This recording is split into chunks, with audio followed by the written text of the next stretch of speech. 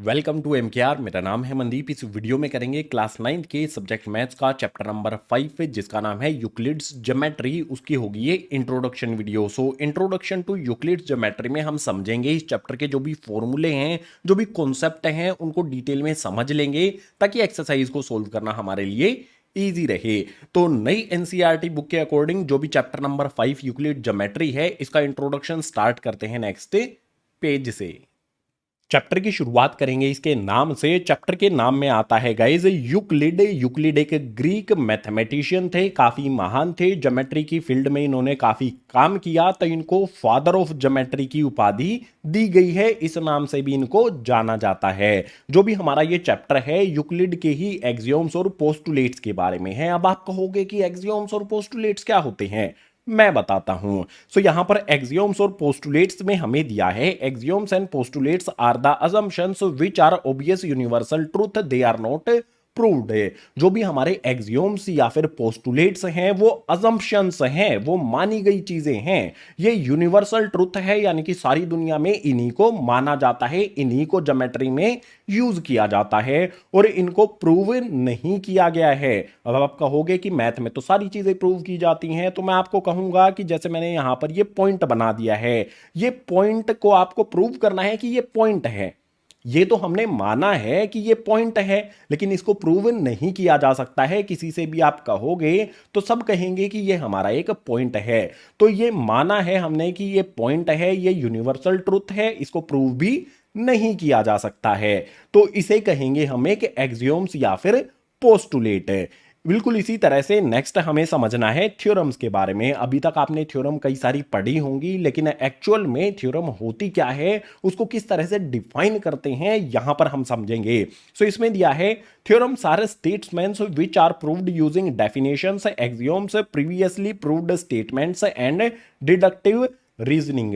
जो भी हमारी थ्योरम्स होती हैं वो एक स्टेटमेंट होती हैं। थ्योरम जब भी हम प्रूव करते हैं तो उसमें ऊपर एक स्टेटमेंट लिखी जाती है, उसी स्टेटमेंट को हम प्रूव करते हैं। कैसे प्रूव करते हैं? कुछ डेफिनेशंस का यूज करते हैं, एक्सियोम्स का यूज करते हैं। जो पहले स्टेटमेंट हम प्रूव कर चुके हैं उन स्टेटमेंट का यूज करके भी थ्योरम को प्रूव किया जाता है। और कुछ रीजनिंग यानी कि कुछ कैलकुलेशंस हमारी होती हैं जिससे जो भी हमारी स्टेटमेंट है उसको प्रूव किया जाता है। तो दो सिंपल चीजें हमने यहां पर समझ ली हैं कि एक्सियोम्स और पोस्टुलेट्स ये हमारे असम्पशंस हैं, यूनिवर्सल ट्रुथ हैं, इनको प्रूव नहीं किया जा सकता है। और जो हमारी थ्योरम्स हैं वो स्टेटमेंट होती हैं, उनको प्रूव किया जाता है डेफिनेशंस, एक्सियोम्स या फिर रीजनिंग का यूज करके। दो चीजें बेसिक चीजें हमने यहां पर समझ ली। अब हम बात करेंगे यूक्लिड ने जो हमें डेफिनेशंस दी, एक्सियोम्स दिए और पोस्टुलेट्स दिए, हमें इन्हीं तीन चीजों को समझना है, डेफिनेशंस को, एक्सियोम्स को और पोस्टुलेट्स को। सबसे पहले हम नेक्स्ट वाले पेज पर चलेंगे डेफिनेशंस को समझने के लिए।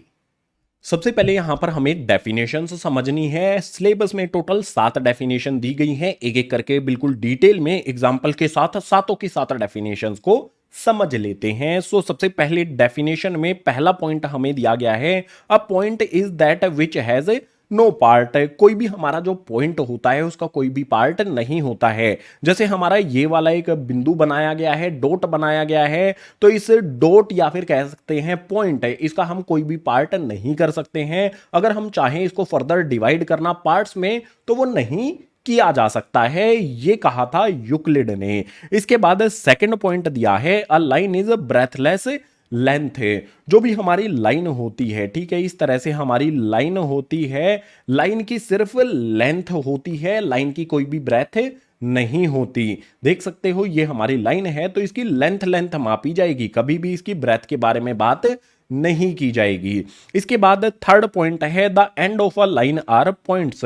जैसे हमारी ये लाइन है तो इसके जो एंड्स होते हैं, लाइन का अंत यहां पर हुआ है और शुरुआत यहां पर हुई है, तो जो भी इसके ये वाले एंड्स हैं इनको पॉइंट कहा जाएगा। पॉइंट की नेमिंग भी आपने की होगी, ए पॉइंट हो गया, बी पॉइंट हो गया। तो जो भी लाइन है उसके एंड्स को पॉइंट्स कहा जाता है। इसके बाद नेक्स्ट है the straight line is a line which lie evenly with the point on it self. जो भी हमारी एक स्ट्रेट लाइन होती है इस पर हम जो पॉइंट है वो पहले से ही होते हैं, अलग से नहीं होते हैं। जो लाइन है हमारी उस पे ऑलरेडी पॉइंट्स होते हैं, जैसे यहां पर मैंने बनाए हैं ये इसी लाइन पर पॉइंट्स हो गए हैं। इसके बाद नेक्स्ट है a surface is that which has length and breadth only. जो भी हमारा कोई सरफेस होता है, जैसे हमारी ये टेबल टॉप है, टेबल का ऊपरी हिस्सा है, तो इसकी लेंथ होती है, यानी कि ये वाला पार्ट जो है ये हो जाएगा इसकी लेंथ, और ये वाला जो पार्ट है वो हो जाएगा इसकी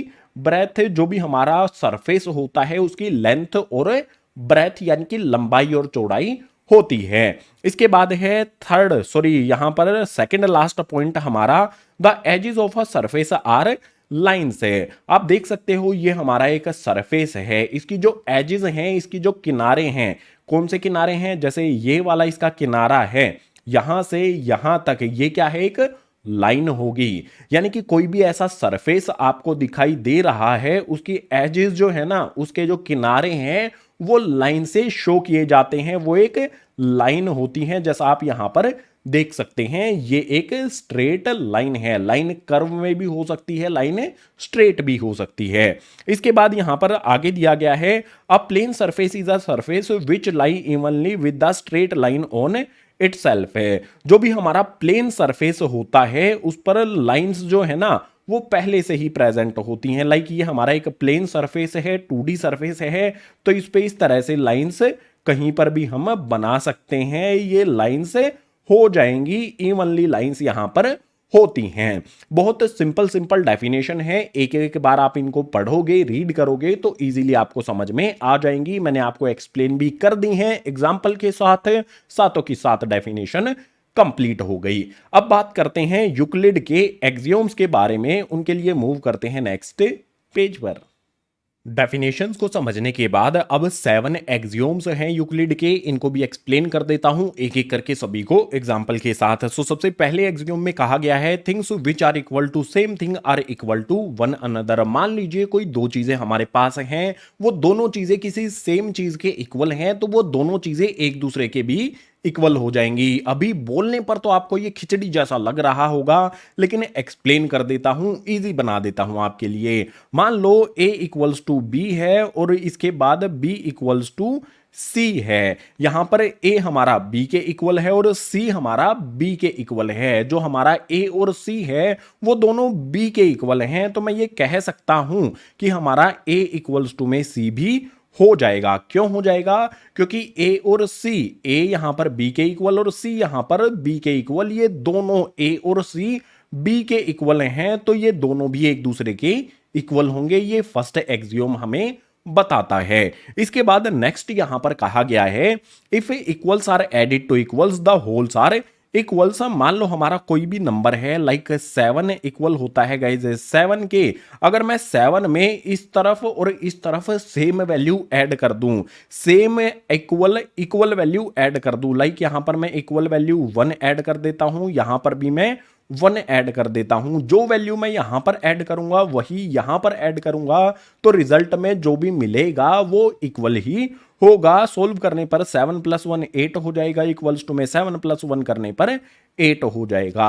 बहुत सिंपल चीज है। अगर कोई इक्वल वैल्यू हमारी है उसमें दोनों तरफ इक्वल वैल्यू ऐड कर दी जाए तो रिजल्ट में इक्वल ही हमें मिलता है। ये सेकंड एक्सियोम में हमने समझ लिया है। इसके बाद थर्ड एक्सियोम है if equals are subtracted from equals the remainders are equal. अगर हमारी कोई इक्वल वैल्यू है, जैसे यहां पर हमारा 7 था ना, बिल्कुल यही एग्जांपल ले लेते हैं। 7 और 7 एक दूसरे के इक्वल होता है, इक्वल वैल्यू हमें दी गई है। इक्वल वैल्यू में से अगर हम इक्वल वैल्यू दोनों तरफ से सब्ट्रैक्ट करेंगे, इस तरफ से भी मैं 3 सब्ट्रैक्ट कर लेता हूं, इस तरफ से भी मैं 3 सब्ट्रैक्ट कर लेता हूं, तो जो रिजल्ट मिलेगा, जो रिमाइंडर बचेगा वो इक्वल होगा।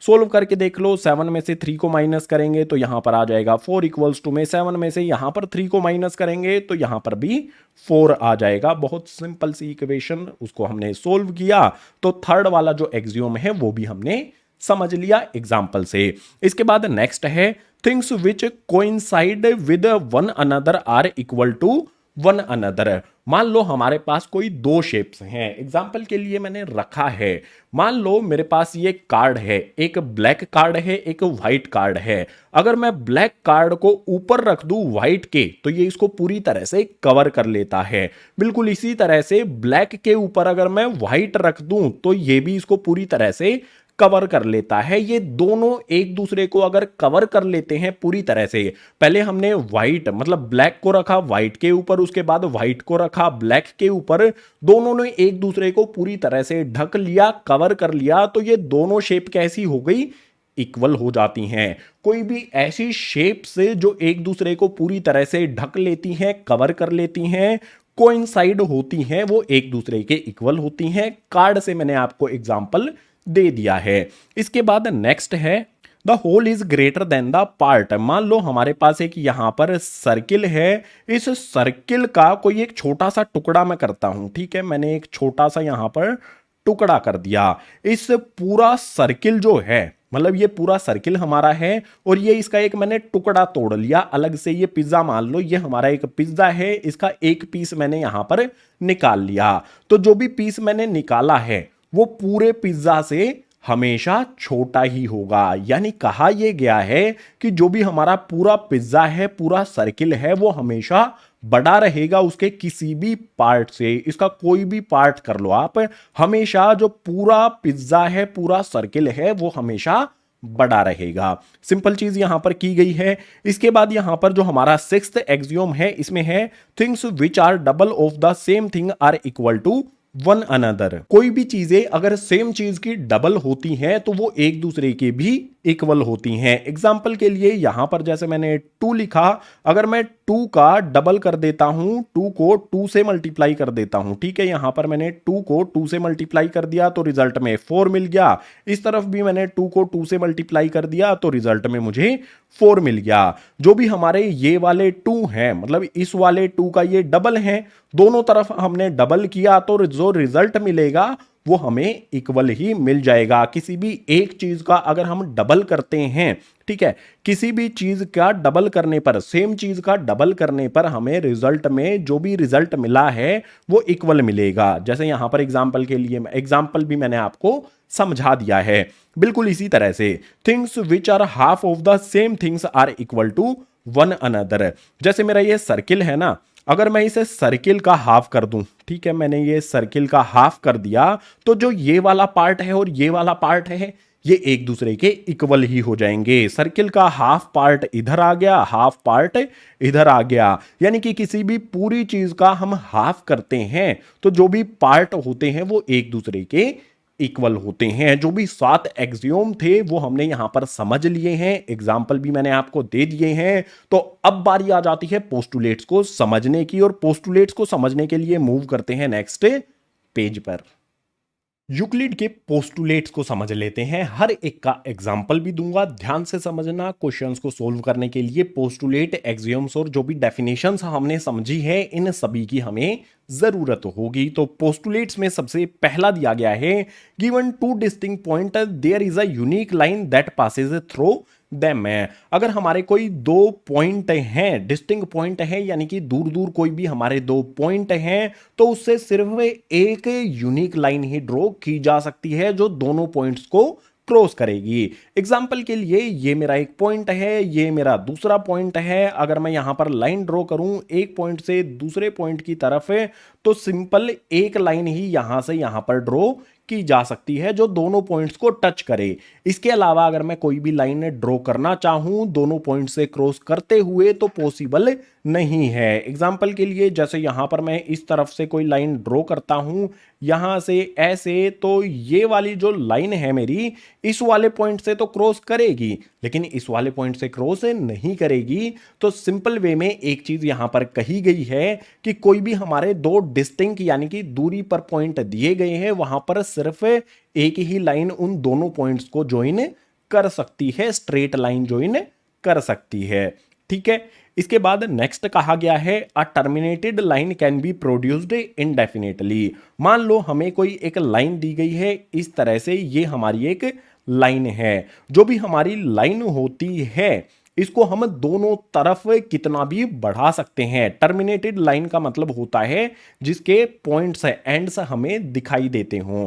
अगर कोई भी टर्मिनेटेड लाइन है तो उसको इस साइड में भी कितना भी बढ़ाया जा सकता है और इस साइड में भी कितना भी बढ़ाया जा सकता है। चाहे हम इसको इस तरफ बढ़ाना चाहें, चाहे हम इसको इस तरफ बढ़ाना चाहें, कितना भी इसको इंक्रीज किया जा सकता है। इसे नेक्स्ट है, अ circle can be drawn with any centre and any radius है। हमने ये एक सेंटर ले लिया है, ठीक है।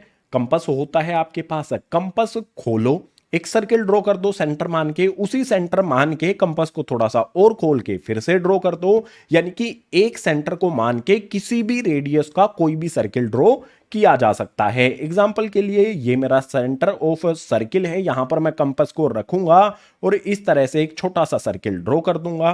बिल्कुल इसी तरह से इसी को सेंटर मान के मैं एक सर्किल बड़ा भी ड्रॉ कर सकता हूं, इसी तरह से इससे और बड़ा भी ड्रॉ कर सकता हूं, बिल्कुल इसी तरह से इस तरह से एक छोटा सा भी ड्रॉ कर सकता हूं। यानी कि सेंटर मान के किसी भी रेडियस का सर्किल ड्रॉ किया जा सकता है।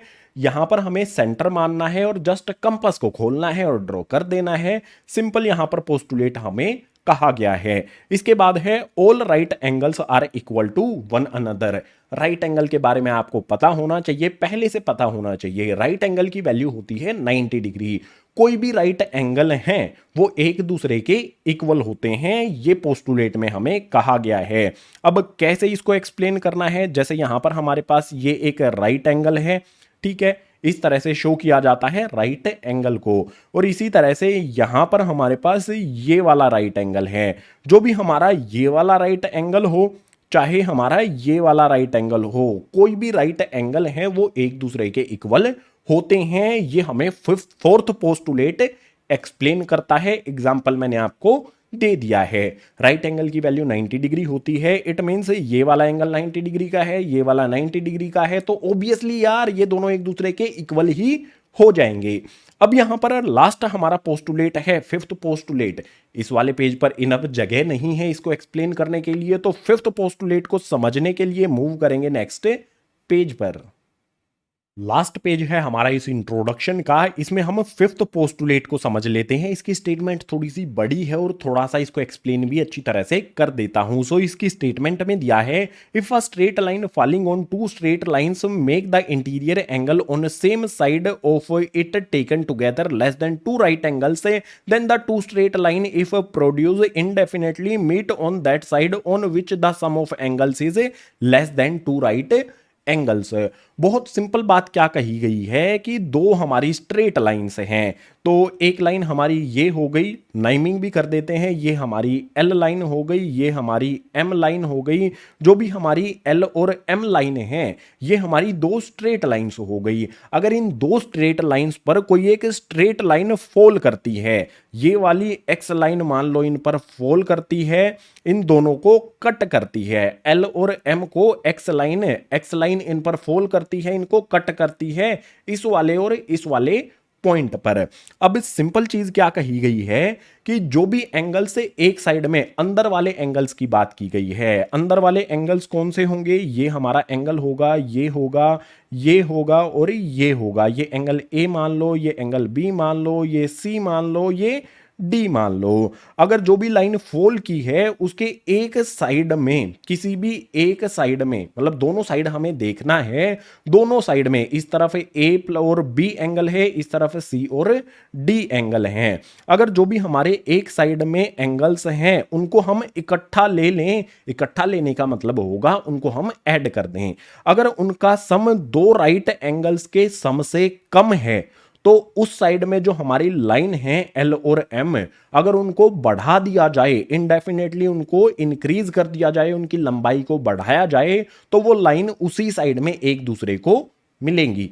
एक्सप्लेन कर दूं, देखो गाइस, बिल्कुल सिंपल चीज क्या कही गई है कि जो भी हमारा ए और बी है और सी और डी है, अगर हम इन दोनों को ऐड कर दें, ए प्लस बी कर दें और हमारा जो भी था सी प्लस में डी कर दें, मान लो हमारा ए और बी का जो सम है वो दो राइट एंगल्स है। अब दो राइट एंगल्स कितना होगा, मान लो एक राइट एंगल हमारा 90 डिग्री है, एक राइट एंगल 90 डिग्री का होता है, तो दो राइट एंगल कितने होंगे, 90 प्लस में 90 डिग्री के। 90 प्लस 90 ये हो जाएगा हमारा 180 डिग्री। दो राइट एंगल्स का सम होता है 180।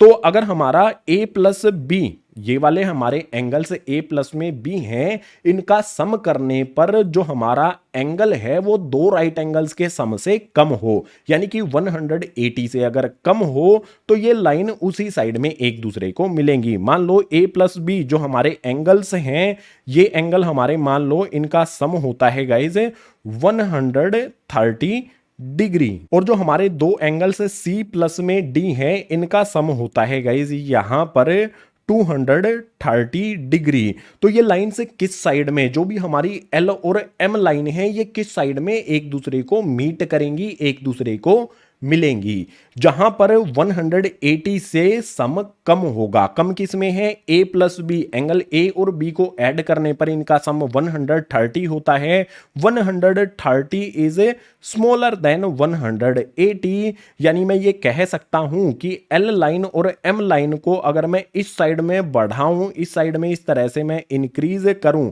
इस साइड में इनको अनंत तक बढ़ाऊं, तो ये कहीं ना कहीं एक दूसरे को इस साइड में क्रॉस करेंगी, एक दूसरे को मिलेंगी। यही बताता है हमें पोस्टुलेट नंबर 5 है।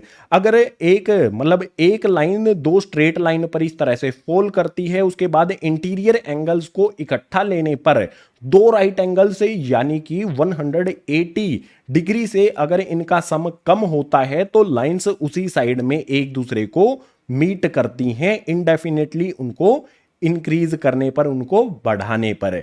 ये चीज सिंपल यहां पर पोस्टुलेट नंबर 5 में हमें कही गई है। जो भी इस चैप्टर में यूक्लिड की डेफिनेशन, एक्सियोम्स और पोस्टुलेट्स थे, सभी को हमने समझ लिया है।